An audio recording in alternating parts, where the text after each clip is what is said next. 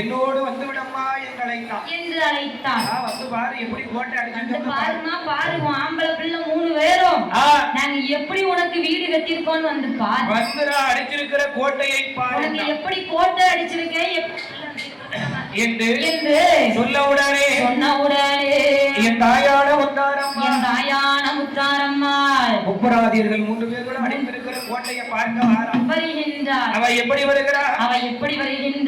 என் தாய் முத்தாரம்மாள் 64 அம்மன்மார்களோடு என் அழகு முத்தாரம்மாள்